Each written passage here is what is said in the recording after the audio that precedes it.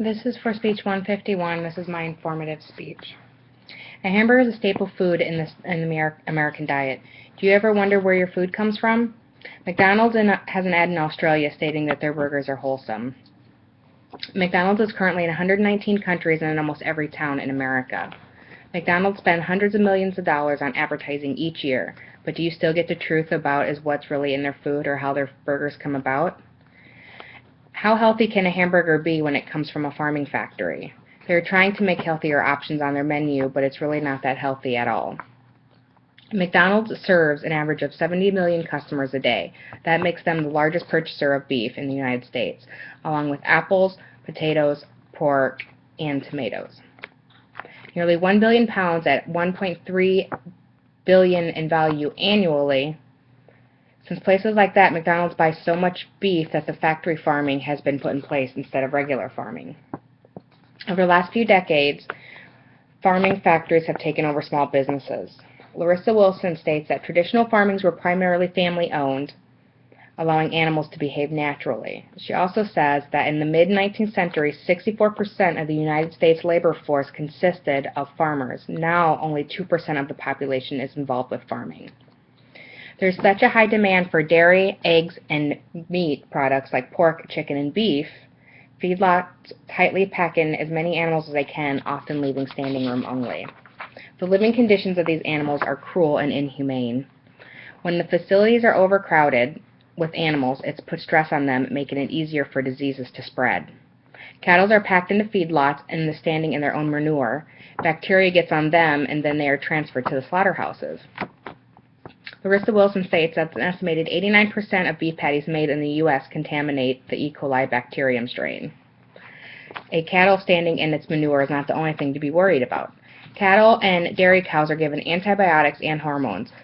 Since livestock is packed into feedlots and put under stress, they are also given antibiotics to fight off infection and disease. Bacteria start to form a resistance against these antibiotics, and since humans too eat the meat, they are ingesting the antibiotics, and we are forming resistance to them as well. Jennifer Weeks states, swine, poultry, and beef cattle produce uses from 16 million to 27 million pounds of non-therapeutic antibiotics on animals every year. Is there a way to know that the meat you're eating was raised on antibiotics? No. Companies are not obligated to label their meat or provide consumers with that information. Aside from antibiotics, they are given hormones as well. Injecting hormones into young livestock makes them gain weight faster. More weight means more meat, which means more profit for the producers. Hormone-treated meat has long been suspected in contributing early puberty for children, but that link has not been proven. Jennifer Weeks states that the European Union banned imports of meat treated with growth hormones in 1989 and forbids treating cows with it, arguing that the hormones threaten public safety, animal welfare, and beef quality.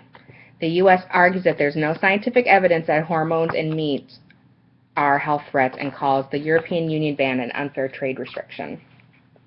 There's also things to consider there's other things to consider looking into feedlots.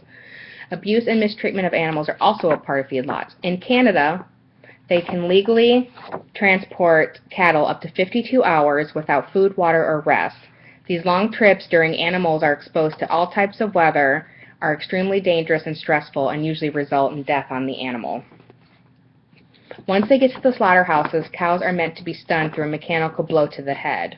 However, with 250 cattle being processed every hour, this is often done improperly, and the animal is still alive and struggles. The abuse on animals have led to undercover investigations into slaughterhouses.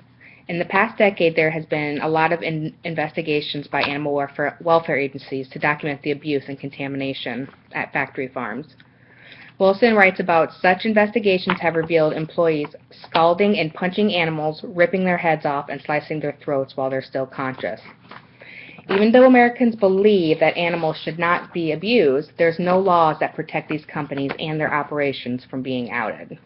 There is a whistleblower law, also known as the Ag-Gag.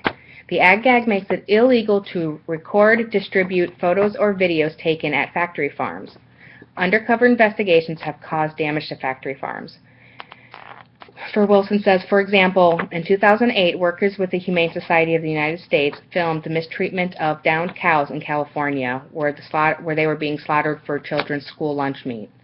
This led the largest meat recall in the United States history. And in 2013, Tyson's Food canceled their contract with Oklahoma supplier after witnessing a video of workers abusing pigs and piglets.